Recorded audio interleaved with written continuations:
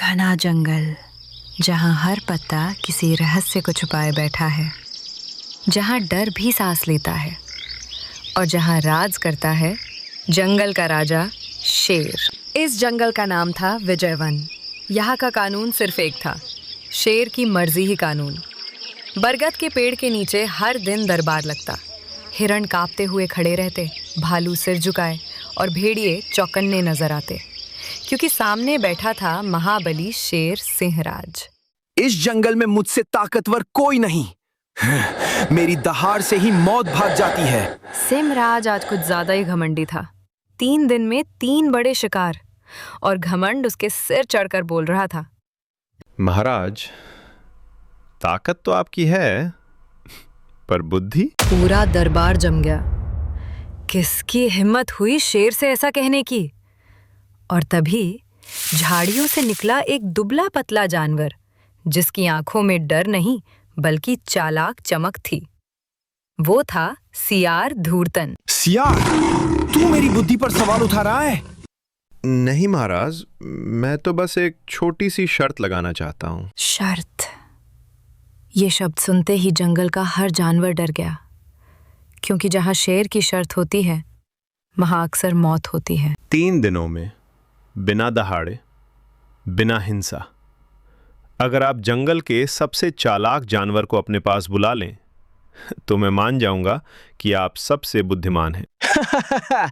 एक सियार मुझे चुनौती देगा? मुझे मंजूर है।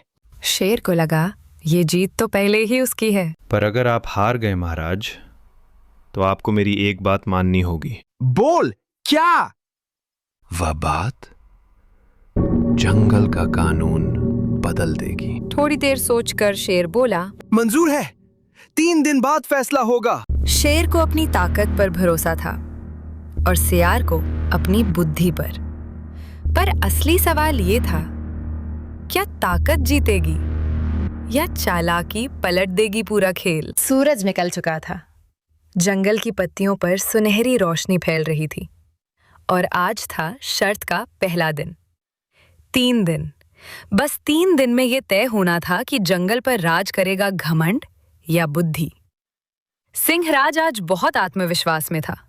उसने सोचा, सब मुझसे डरते हैं, बिना दहाड़े भी मैं सबको झुका सकता हूं। पर वो ये भूल गया था कि डर और सम्मान में फर्क होता है। अगर मैं सीधे डर नहीं दिखा सकता तो चाल से काम लूंगा।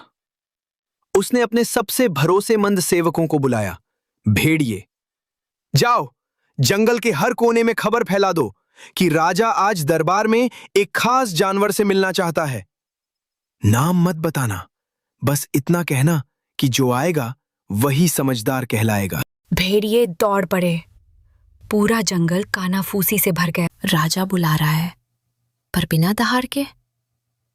कहीं ये कोई नई चाल तो नहीं? राजा का भरोसा नहीं, मैं तो नहीं जाऊंगा। डर अभी भी था, पर इस बार उसमें शक मिला हुआ था।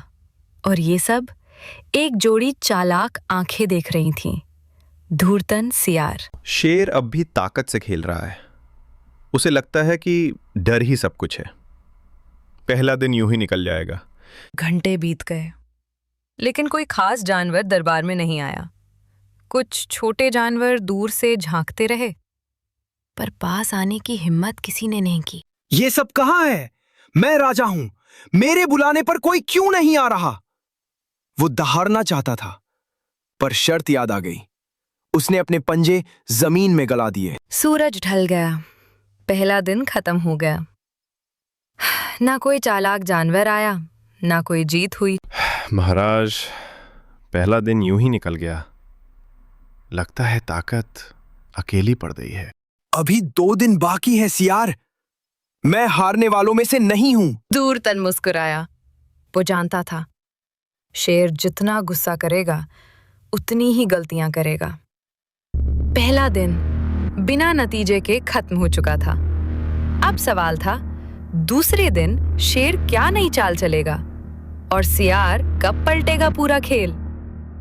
बच्चों, अगर आप जानना चाहते हैं कि दूसरे और तीसरे दिन जंगल में क्या हुआ और आखिर में शेर जीतेगा या चालाक सियार, तो अभी कमेंट बॉक्स में पार्ट 2 जरूर लिखना। वीडियो को लाइक करना मत भूलना और हमारे चैनल को सब्सक्राइब जरूर करना ताकि आपको अगली कहानी सबसे पहले मिले। मैं बहुत जल्दी दूसरा पार्ट लेकर आऊंगा। तब तक के लिए सुरक्षित रहो, स्वस्थ रहो और कहानी का मजा लेते रहो। बाय बाय बच्चों, मिलते हैं अगली मजेदार कहानी में।